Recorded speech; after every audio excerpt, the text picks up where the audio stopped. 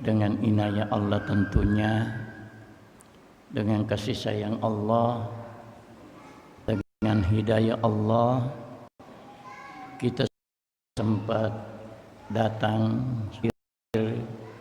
dan tinggal bersama-sama untuk mengikuti kegiatan taklim yang khusus kita bahas masalah tata cara pelaksanaan salat, karena itulah yang merupakan amalan kunci seperti yang berulang-ulang kita sampaikan. Kita katakan istilah amalan kunci karena kalau salat kita sudah bagus dan diterima oleh Allah, insya Allah yang lain-lain pun akan diterima oleh Allah. Dan kalau salat kita ditolak oleh Allah, maka otomatis yang lain-lain pun tidak dinilai oleh Allah. Makanya kita istilahkan dengan amalan kunci. Padahal sebenarnya bapak-bapak dan ibu-ibu, kalau kita pikir salat itu satu amalan yang tidak lama ya, cuma beberapa menit selesai, dan dimulai hanya dengan takbir, ditutup dengan salam, dan cuma beberapa rakaat yang fardu ya. Subuhnya cuma 2 rakaat, maghribnya cuma 3 rakaat, kemudian duhur, asar dan isyanya 4 rakaat, tidak lebih. Dan kita tahu bahwa di dalam salat itu cuma beberapa amalan, beberapa gerakan, antara lain berdiri, kemudian ruku, kemudian i'tidal, kemudian sujud, kemudian duduk di antara 2 sujud. Tetapi bapak-bapak dan ibu-ibu, ada sebuah buku ya, ada sebuah buku yang khusus mengamati pada umumnya orang melaksanakan salat, sehingga buku itu diberi judul Tanbihatu ala ba'di ahta'il musallin. Tanbihatu ala ba'di ahta'il musallin, penjelasan tentang atau keterangan tentang beberapa kesalahan orang-orang salat. Ya, itu ada bukunya khusus Pak ya. Dan di dalam buku itu disebutkan 221 kesalahan yang biasa orang lakukan di dalam salat. Padahal kalau kita pikir salat yang kita hanya lakukan beberapa menit, ternyata di situ ada lebih 200 kesalahan. 221 kesalahan yang sering dilakukan orang-orang yang salat. Dan kita tahu Pak ya, bahwa kesalahan-kesalahan itu kalau tidak membatalkan salat, umpamanya kalaulah tidak membatalkan salat, maka minimal mengurangi nilai salat. Ya itu Pak ya, mengurangi nilai salat. Dan kalau nilai salat sudah kurang, maka perannya atau fungsinya sebagai penghapus dosa itu juga kurang.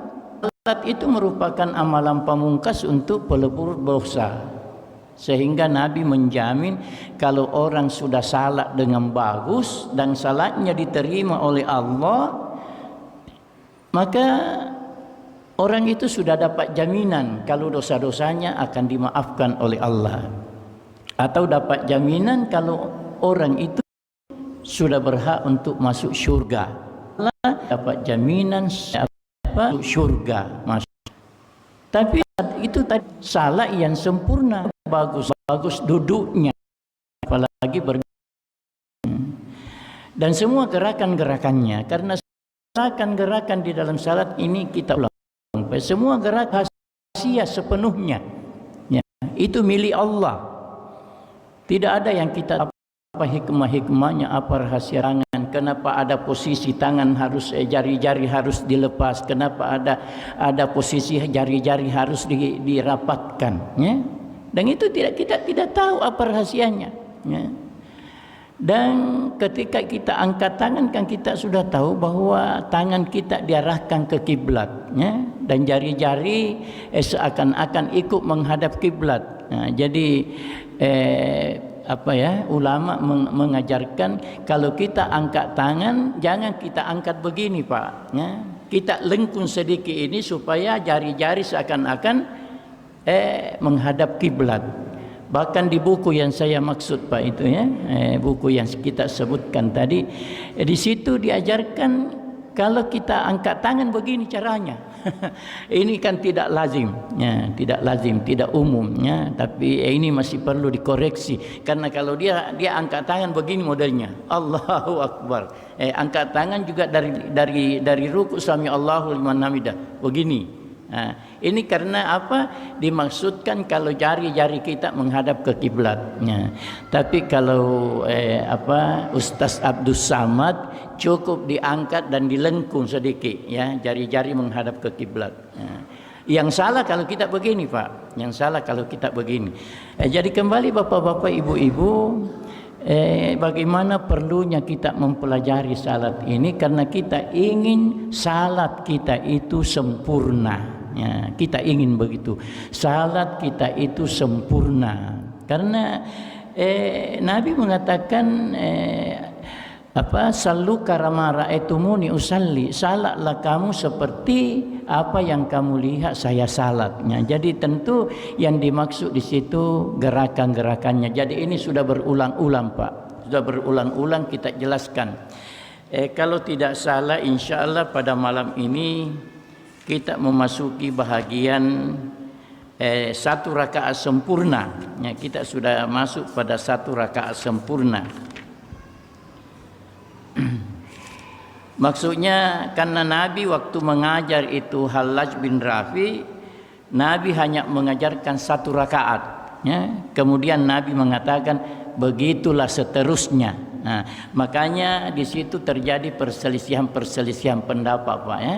Karena Nabi mengajar kepada Hallaj hanya satu rakaat dan kita tahu bahwa di dalam satu rakaat itu duduknya hanya iftirash, ya. Lalu Nabi mengatakan begitulah seterusnya.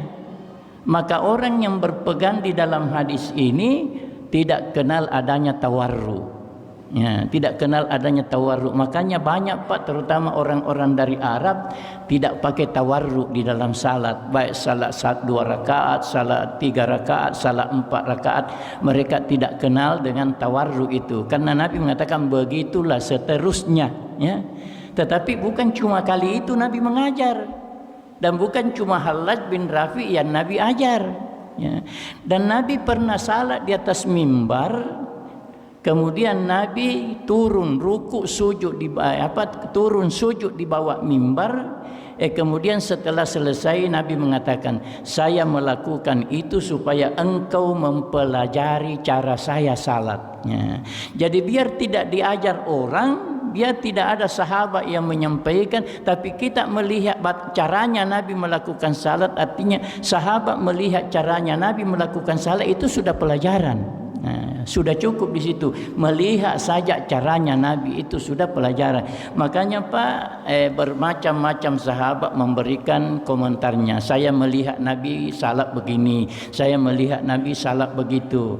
Dan riwayat-riwayat ini kalau benar adanya, ya, riwayat-riwayat ini kalau sahih kedudukannya, maka itu semua bisa diterima sebagai satu alasan. Nah, itulah yang dihimpun di buku kita ini, Pak. Nah, makanya buku kita ini, Pak, tidak ada satupun gerakan, tidak ada satupun peralihan, kecuali semua dengan dalil. Ya, beda dengan kebanyakan buku yang kadang-kadang kita beli di toko. Ini, Pak, semua dengan semua dengan dalil. Jadi kita tidak ragukan lagi. Kemudian dalilnya dijamin, ya, dalilnya dipertanggungjawabkan karena beliau menyebutkan derajat hadis-hadis yang diangkat di buku ini. Ya. Kalau hadis itu memang sudah tidak bisa dipakai, maka beliau tidak ikutkan di sini. Ya. Karena begini, Pak, hadis itu ada hadis sahih, ada hadis lemah. Ya. Dan hadis lemah itu bukan sama sekali tidak boleh dipakai, bukan. Ya. Nanti kita tolakkan dengan hadis-hadis yang lebih sahih atau bertentangan dengan ayatnya. Kedua, hadis lemah itu tidak boleh dijadikan hujah, tidak boleh dijadikan alasan menetapkan sesuatu kalau ini wajib, ini sunat. Ya, itulah hadis lemah itu. Ya. Ini disinilah kita tidak sependapat dengan Ustaz yang pernah baru-baru ini datang di Macofa yang dikenal dengan Ustaz akhir zaman. Beliau itu mengatakan jangan ditolak itu hadis lemah karena semua itu ucapan Nabi. Ya. Sebenarnya tidak begitu, Pak. Hadis lemah itu dipertanyakan kalau apakah itu ucapan Nabi atau ucapan sahabat. Di situ lemahnya. Kalau diyakini bahwa itu ucapan Nabi dan riwayatnya sah, itu pasti diterima. Ya, jadi ada hadis dinilai lemah karena diragukan apakah memang Nabi yang punya ucapan atau hanya seorang sahabat. Nah itu.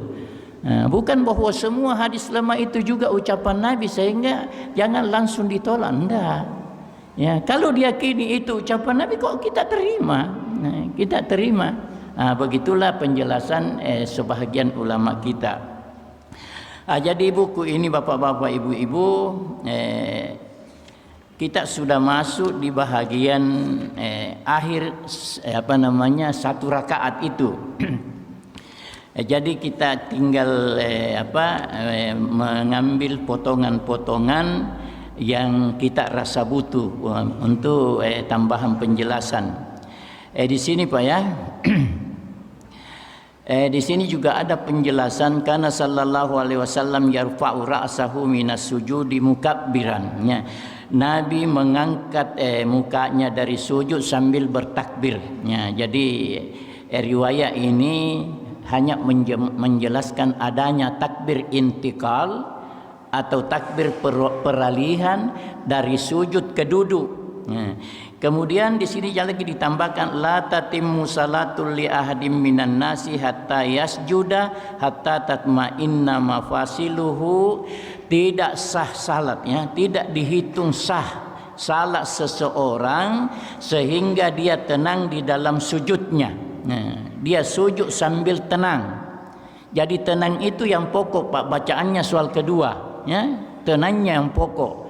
Sujud sambil tenang di dalam sujud. Ya, membaca atau tidak. Ya. Tapi kalau tidak membaca kerugian Pak, ya. Kerugian karena yang kita baca itu punya pahala tersendiri. Kedua, yang kita baca itu mungkin doa. Ya. Kalau doa kita baca tapi kita tidak tahu apakah ini permintaan kan rugi juga. Ya. Ya, jadi perlu kita membaca dan perlu kita tahu arti bacaan yang kita baca itu. Karena yang kita baca itu bahasa Arab, ya, bukan bahasa Bugis dan tidak boleh diganti, tidak boleh diterjemahkan. Kita membaca dengan bacaan aslinya yaitu yang berbahasa Arab. Di sini disebutkan hatta tatma'inna mafasiluhu, sehingga tenang ruas-ruas tulangnya. Nah, jadi maksudnya Pak, tenang ruas-ruas tulang, jangan lagi banyak bergerak. Nah, kalau kita sujud tenang dan jangan banyak bergerak lagi. Itulah yang dianggap sujud yang sudah jadi, sujud yang sudah sempurna. Kalau kita sambil sujud dan tenang, kalau sujud tapi bergerak-gerak terus tidak tenang, itu tidak tercapai. Nah, jadi kita disuruh tenang di dalam sujud.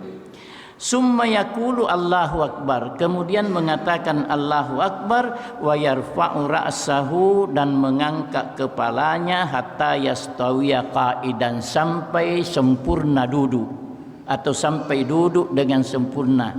Inilah tadi yang kita katakan takbir intikal, takbir peralihan dari sujud ke duduk. Kemudian iza sajatta, kalau kamu sujud, kata Nabi, kalau kamu sujud, famakin li sujudika, ya, maka sujudlah dengan menekankan anggota sujudmu, merapatkan semua anggota-anggota sujud, ya. Fa iza rafa'ta faq'ud ala fahzikal yusra. Kalau kamu bangun, maka duduklah kamu di pahamu yang kiri. Artinya duduk iftirash ini Pak, ya. Duduklah kamu di pahamu yang kiri. Artinya kita duduk dengan menidurkan kaki kiri dan menegakkan kaki kanan. Itulah yang dimaksud duduk di paha kiri, ya. Kemudian kana yansibu rijla yang kanan. Ini semua hadis Pak. Semua ini riwayat, bukan pengarang yang bikin-bikin ini.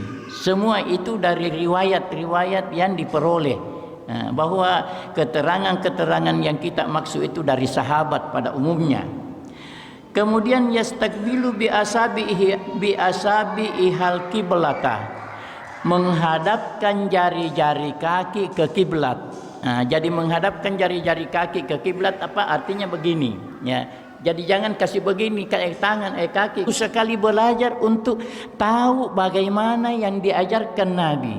Karena kalau kita tidak belajar, kita tidak tahu bagaimana yang diajarkan Nabi, bagaimana yang dicontohkan Nabi, bagaimana yang dijelaskan sahabat-sahabat ketika melihat Nabi salat. Kalau kita tidak pernah salat, masa kok bisa kita menyesuaikan salat kita dengan salat Nabi, ya?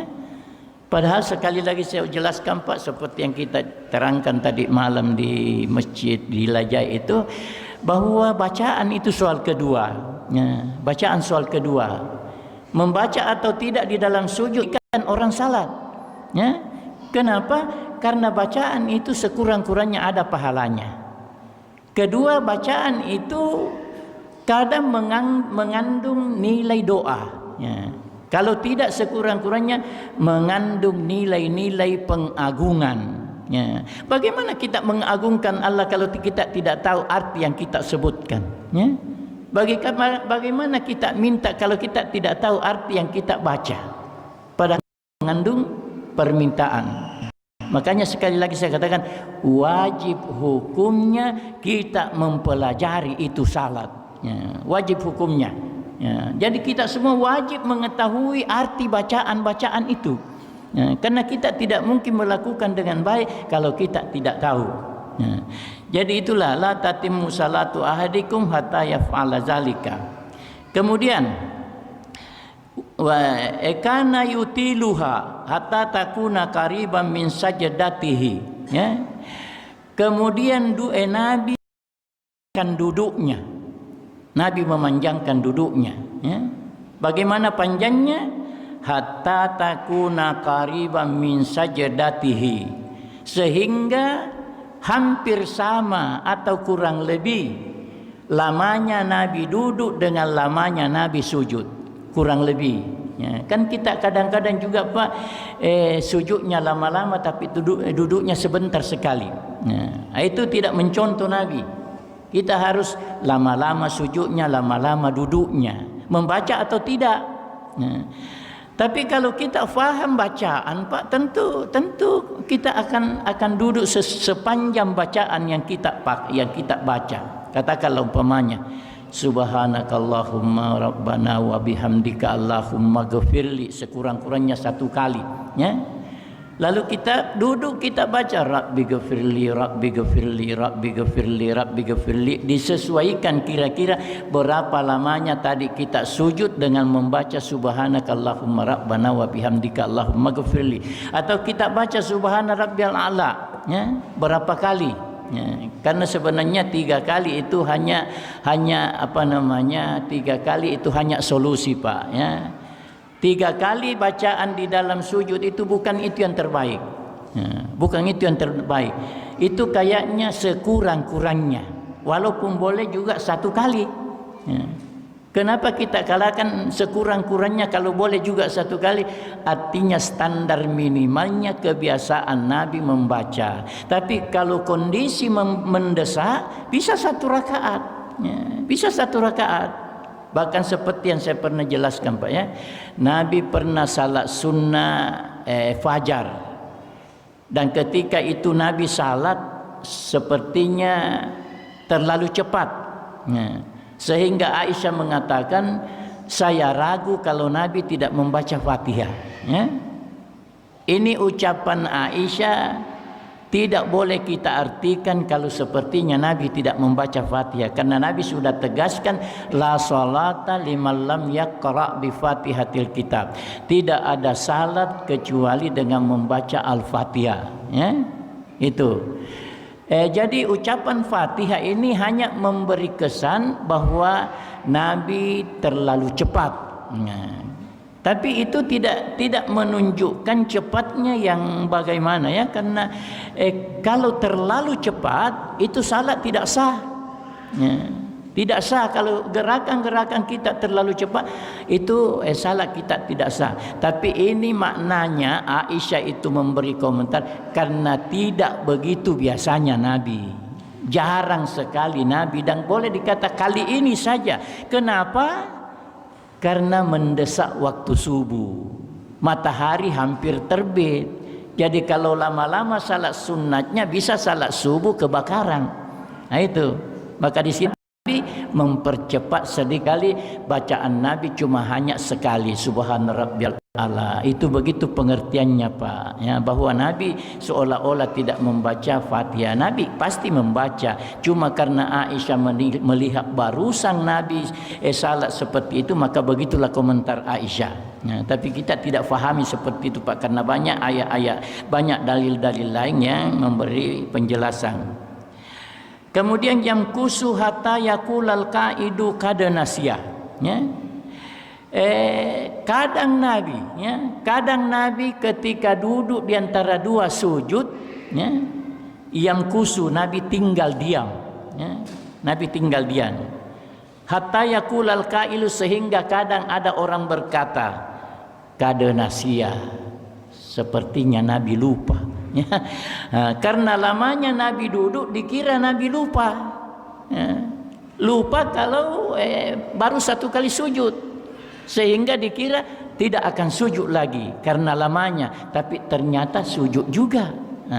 Makanya duduknya Nabi itu lama-lama, karena yakulul kailu. Ada orang yang berkata dalam hati, wah Nabi sudah lupa, padahal tidak lupa, karena lamanya duduk antara dua sujud.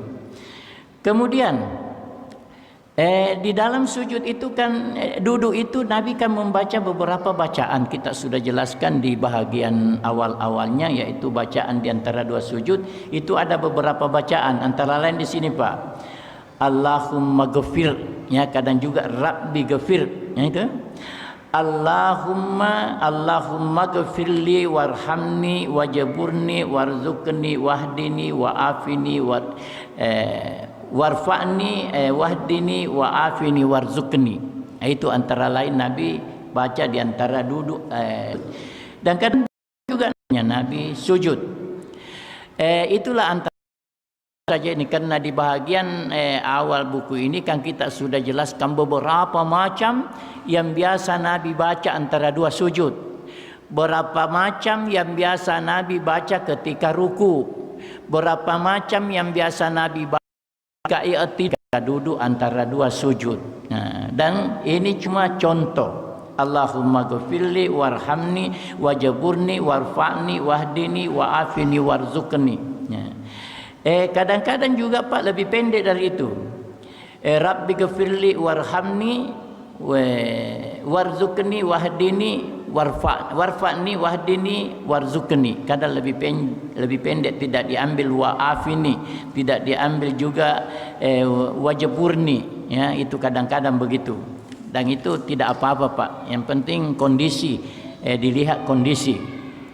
Summa taqulu Allahu akbar. Kemudian Nabi membaca Allahu Akbar. Summa tasjudu, kemudian sujud lagi, ya. Kemudian sujud lagi.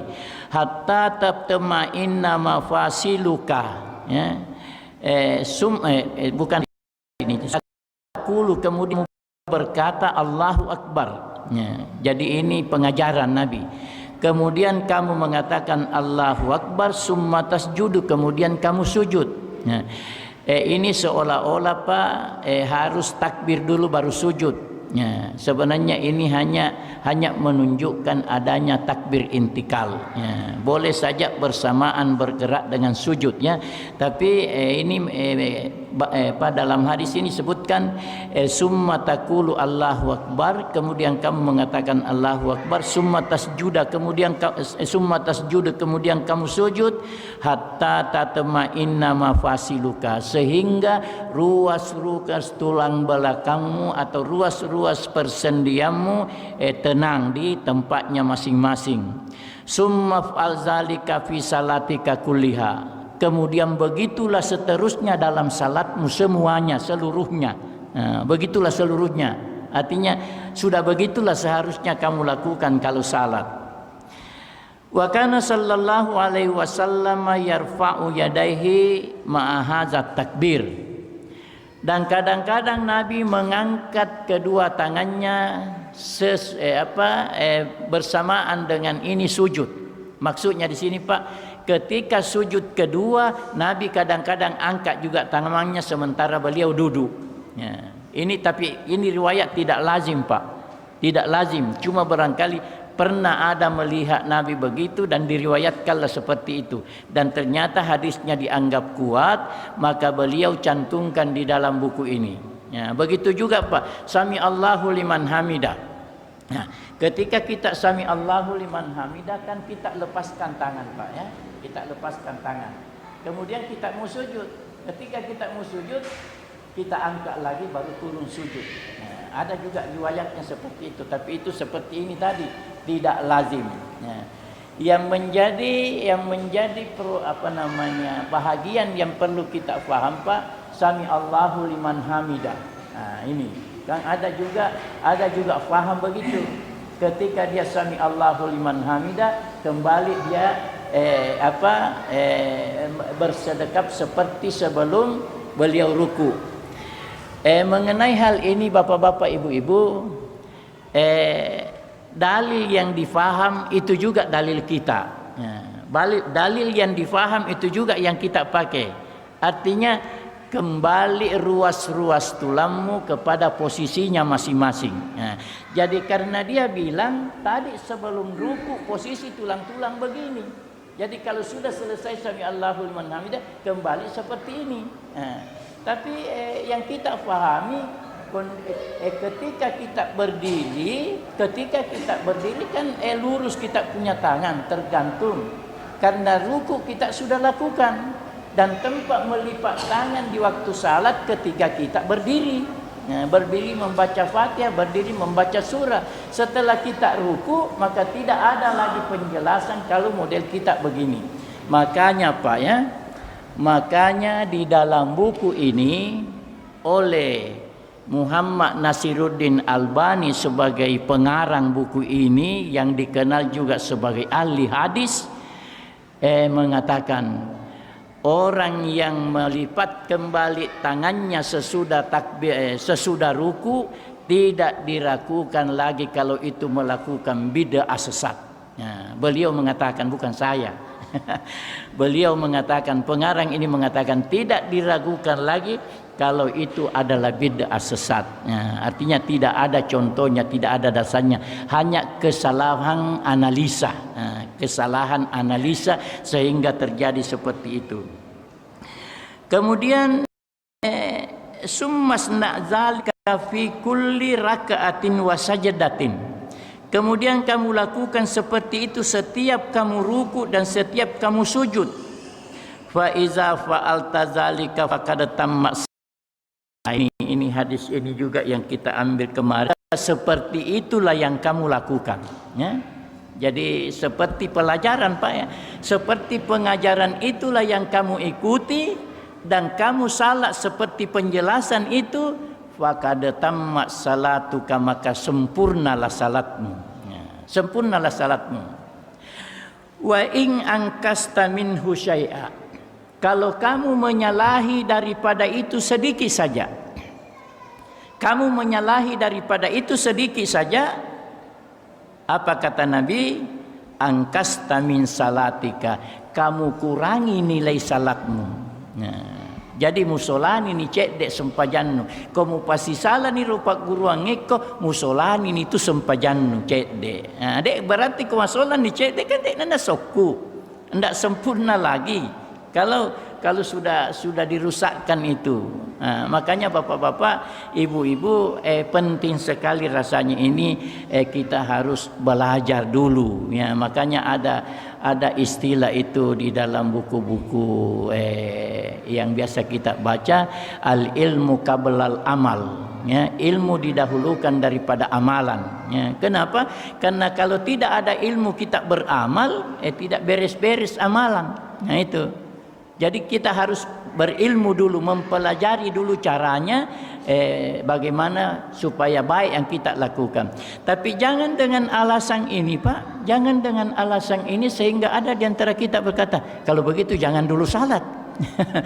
Kita belajar dulu. Enggak, ini bagi orang yang memang belum pernah melakukan salat. Tapi kita yang sudah begitu faham kedudukan salat, sudah kita tahu bagaimana ancaman orang yang tidak salat, maka kita lakukan salat sambil belajar.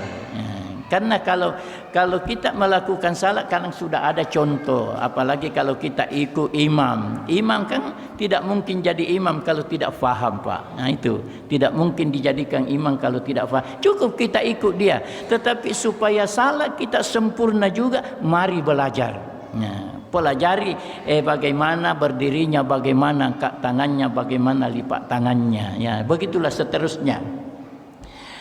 Kemudian disebutkan tadi ya, yastawiya qa'idan ala rijlihil yusra mu'taqidan hatta yarji'a kullu adamin ila maudihi. Sehingga Nabi duduk, yang ini seperti yang dijelaskan pada tadi, ini lain lagi hadisnya.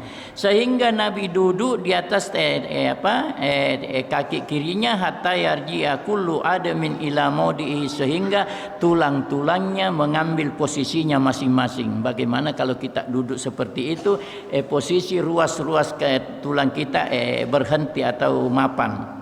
Kemudian karena sallallahu alaihi wasallam yang hadu mu'tamidan alal ardi ila rakaatis saniyah ya. Kemudian Nabi bangun atau bangkit ke rakaat yang kedua dengan tangan bertumpu ke tanah ya. Artinya dari duduk atau dari sujud, apakah kita dari sujud bangun ke rakaat berikutnya atau kita dari tahiyat bangun ke rakaat berikutnya, tapi sama saja Pak ya. Sama saja. Kalau kita bangun dari sujud mau berdiri, ada hadis mengatakan Nabi kalau berada pada rakaat yang ganjil, beliau tidak berdiri kecuali duduk dengan sempurna dulu. Lam yanhaqda hatta yastawiya qa'idan. Begitu hadisnya. Lam yanhaqda hatta yastawiya qa'idan. Nabi tidak langsung berdiri kecuali duduk dengan sempurna dulu. Nah, jadi kita paham Allah. Kita duduk dengan sempurna dulu. Baru kita terus. Dan ketika kita naik ke rakaat yang kedua, Nabi bertumpu pada tangannya, kemudian berdiri naik. Jadi begini Pak maksudnya. Kemudian ada riwayat lain menyebutkan Nabi bertumpu dengan menggenggamkan tangannya. Jadi begini. Tapi ada juga riwayat lain tidak menyebutkan seperti itu. Artinya Nabi ketika bangun sujud, Nabi berpegang pada lututnya dan berdiri. Itu begitu. Jadi Nabi berdiri. Ini menurut komentar sementara ulama, Nabi di awal-awal melaksanakan salat ketika beliau masih muda, umur 40 sampai 50 tahun, Nabi belum terganggu untuk melakukan itu karena masih kuat. Masih kuat, jadi beliau langsung saja begini karena masih kuat. Ada pun yang meriwayatkan hadis-hadis bertumpunya Nabi itu, yaitu sahabat-sahabat yang masuk Islam kemudian hari. Jadi dia yang hanya melihat Nabi salat begitu. Jadi begitu sebenarnya komentar banyak ulama. Jadi bisa Pak langsung, Allahu Akbar, bisa langsung begini. Ini penjelasannya Pak begini. Itu ketika Nabi masih muda, kan masih kuat, jadi tidak butuh lagi bantuan untuk bertekan di tanah. Makanya yang meriwayatkan hadis ketika Nabi bertekan itu adalah sahabat yang masuk Islam setelah kemudian hari. Beberapa di waktu Nabi sudah agak tua. Jadi Nabi ketika itu membutuhkan bantuan untuk berdiri, maka Nabi bertekan di tanah dengan dua tangannya. Berarti itu boleh dilakukan. Adapun yang dikatakan oleh Ibnu Qayyim Al-Jauzi bahwa posisi sujud dan bangkit dari sujud itu yang terbaik adalah lutut dulu kalau turun, kemudian tangan dulu, kemudian muka dulu. Jadi kalau bangun muka dulu, baru tangan dulu, baru lutut kita berdiri. Itu tidak pakai dalil, hanya komentar Ibnu Qayyim Al-Jauzi sendiri bahwa begitulah yang terbaik. Tapi kalau menurut dalil begitu tadi Pak, artinya berdekan di tanah, apakah dengan menggenggam tinju ataukah melepaskan tangan, itu boleh. Jadi begitu Pak yang ada di dalam riwayat. Kemudian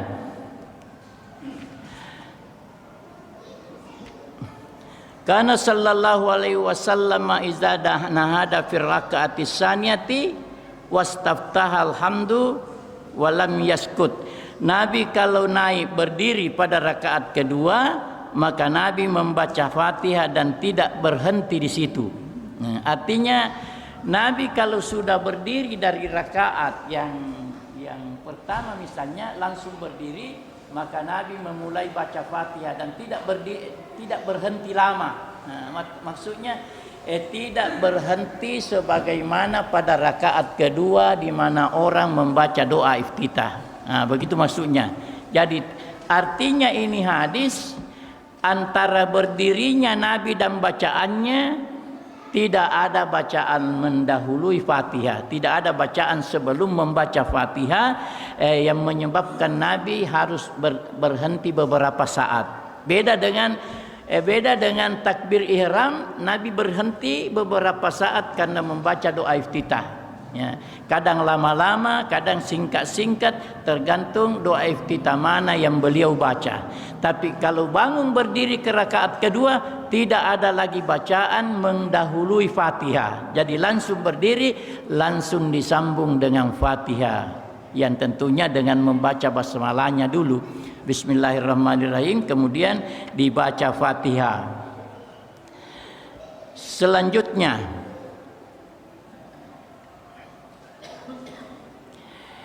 summa fa'al zalika fi salatika kulliha, atau summa fa'al zalika fi kulli rakatin, kemudian begitulah yang dilakukan setiap rakaat. Wa fi kulli rakaatin qiraatun, dan pada tiap-tiap rakaat itu ada bacaan. Tiap-tiap rakaat itu ada bacaan. Bacaan yang dimaksud di sini minimal Fatihah. Karena ada juga hadis la salata liman lam yaqra bi Fatihatil kitabi fasaidan. Tidak ada salat bagi orang yang tidak membaca Fatihah fasaidan dan ditambah. Dan ditambah itu Fatihahnya. Jadi begitulah Bapak-bapak tambahan yang kita jelaskan di kesempatan ini, karena waktu kita sudah masuk sebenarnya, tapi tidak apa saya tambah sedikit. Fa iza zalasta fi wasatis salati fatma'inna waftarish, ya fatma'innun waftarish fahzakal yusra summa tasyahhada. Kemudian kalau kamu duduk pada pertengahan salat, dimasuk pertengahan salat pada rakaat kedua Pak. Kalau kamu duduk pada rakaat kedua, maka duduklah dengan iftirash. Pada rakaat kedua, duduklah dengan iftirash, dengan tenang. Kemudian bacalah tasyahud. Jadi disitulah kita mulai membaca tasyahud. Sedikit penjelasan Pak, karena sudah di dua tempat saya pernah mendapat pertanyaan. Itu kalau biasa katanya imam Ustaz, Kalau pada rakaat kedua pada tasyahud pertama biasa pendek sekali duduknya, kita sudah bangun. Apakah memang tidak ada bacaan di situ selain tasyahud? Kata tasyahud itu kan pendek. At-tahiyatu lillahi wa salawatu wat-thayyibatu wassalamu alayka ayyuhan nabiyyu rahmatullahi wabarakatuh. Assalamu alayna wa ala ibadillahi salihin. Asyhadu an la ilaha illallah wa asyhadu anna Muhammadan abduhu wa rasuluh. Itu saja tahiyat, Pak. Itu saja disebut tahiyat. Nanti sesudah itu baru ada salawat. Orang yang bertanya itu apakah memang katanya tidak ada salawat? Saya jawab, saya rasa ada saja, Pak, ya. Pada umumnya imam kita tahu bahwa selain tahiyat ada salawat. Cuma pengertian salawat yang kadang-kadang orang berbeda faham. Nah, di situ, Pak. Ada yang mengartikan membaca salawat dengan salawat ya. Allahumma salli ala Muhammad, berdiri. Karena itu namanya sudah membaca salawat. Betul. Ya, itu betul. Tetapi ketika Nabi ditanya oleh sahabat, ya Rasulullah, saya sudah tahu yang namanya salawat kepada kamu. Saya sudah tahu. Tetapi salawat yang dibaca di dalam salat itu sesungguhnya bagaimana? Saya sudah tahu salawat, tapi salawat yang harus saya baca ketika salat bagaimana? Maka Nabi ajarkan salawat yang dikenal dengan nama salawat Ibrahimiyah. Apa itu salawat Ibrahimiyah? Bukan Allahumma salli ala Muhammad selesai, tidak. Yaitu Allahumma salli ala Muhammad wa ala ali Muhammad kama sallaita ala Ibrahim wa ala ali Ibrahim innaka Hamidum Majid wa barik ala Muhammad wa ala ali Muhammad kama barakta ala Ibrahim wa ala ali Ibrahim innaka Hamidum Majid. Itulah salawat Ibrahimiyah, dan itulah yang diajarkan Nabi untuk dibaca di dalam salat itu. Jadi bukan cuma Allahumma salli ala Muhammad, tapi sempurna sampai 2 kali innaka Hamidum Majid. Itulah, Pak, yang dibaca ketika kita salat, baik tahiyat pertama maupun tahiyat kedua. Cuma tahiyat kedua disusul dengan doa-doa sebagaimana yang diajarkan oleh Rasulullah sallallahu alaihi wasallam. Sampai ada juga doa yang dipesan Nabi mengatakan la tada'anna dubura kulli salatin taqulu Allahumma a'inni ala zikrika wa syukrika wa husni ibadatika. Jangan pernah kamu meninggalkan, ya, pada akhir salat kamu membaca Allahumma a'inni ala zikrika wa syukrika wa husni ibadatika. Ya Allah, tolonglah aku. A'inni, tolonglah aku. Makanya, Pak, saya sekali lagi ulang, perlu kita tahu artinya kita punya bacaan, karena ini doa. Allahumma, oh Tuhan, ya Allah, a'inni, tolonglah aku, ya, ala zikrika wa syukrika, untuk selalu mengingat kamu dan mensyukuri nikmat kamu. Tolonglah aku untuk selalu itu, ya, mengingat kamu dan mensyukuri nikmat kamu, ya, ala zikrika wa syukrika wa husni ibadatika, dan tolonglah aku supaya aku memperbaiki cara aku beribadah kepadamu, ya, tolonglah aku. Kenapa, Pak? Karena ya kalau Allah tidak dengan hidayah Allah juga susah juga ini, ya. Jadi demikianlah Bapak-bapak, mudah-mudahan kajian kita ini insyaallah bermanfaat untuk kita semua, dan Bapak-bapak, Ibu-ibu tidak bosan-bosan untuk mengikuti kajian kita ini insyaallah. Sekian, subhanakallahumma bihamdika asyhadu an la ilaha illa anta astaghfiruka wa atubu ilaik. Hadanallahu wa iyyakum ajmain. Assalamualaikum warahmatullahi wabarakatuh.